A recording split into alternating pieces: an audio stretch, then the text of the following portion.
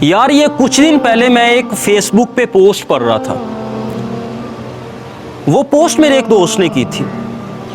اس post میں اس نے یہ لکھا ہوا تھا کہ ایک دن میں ایک فارمر کے پاس گیا جو بکریاں چرا رہا تھا. میں نے اس سے جا کے پوچھا کہ یار آپ کے پاس کتنی بکریاں ہیں اور آپ سالانہ کتنا کما لیتے ہو؟ تو اس فارمر نے جواب دیا کہ صاحب میرے پاس 12 بکریاں ہیں اور میں سالانہ تقریباً 6 لاکھ کے لگ بھگ کما لیتا ہوں. تو اس پوسٹ میں اس دوست نے لکھا ہوا تھا، کہتا میں ان بکریوں کے پاس خود گیا، میں نے جا کے گنتی کی تو 13 بکریاں تھیں. میں نے اس فارمر سے پوچھا کہ یار آپ نے مجھے بتایا کہ 12 بکریاں ہیں، آپ کے پاس تو 13 بکریاں ہیں. تو اس فارمر نے بڑا خوبصورت جواب دیا، کہنے لگا صاحب میں نے صرف 12 بکریوں کی گنتی کی ہے، اس 13ویں بکری کو میں نے گنتی میں شامل نہیں کیا، کیونکہ یہ 13ویں بکری ہر سال 2 بچے دیتی ہے.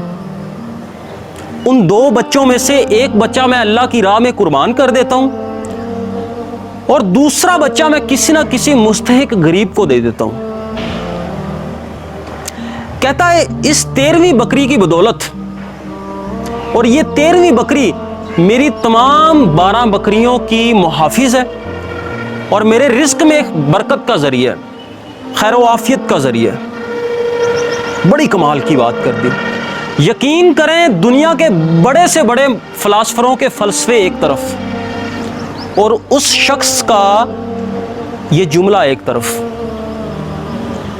اور یہ حقیقت ہے کہ آپ کا رزق آپ کی سخاوت میں چھپا ہوا ہے. اگر آپ سخاوت کرتے ہیں، اللہ کی راہ میں دیتے ہیں، کسی غریب کی مدد کرتے ہیں، کسی ضرورت مند کی ضرورت پوری کرتے ہیں، تو قدرت اس نیکی کو جمع کر لیتی ہے اور کہیں نہ کہیں کبھی نہ کبھی قدرت اس نیکی کا ریوارڈ آپ کو ڈبل کر کے واپس کرتی ہے.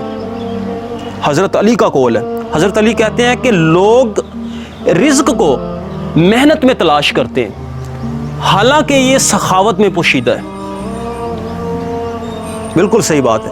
آپ کا جو رزق ہے وہ آپ کی سخاوت میں چھپا ہوا ہے. اگر آپ سخی ہیں، سخاوت کرتے ہیں، اللہ کی راہ میں دیتے ہیں، تو آپ کا جو رزق ہے وہ آپ کو ڈبل کر کے واپس کیا جاتا ہے.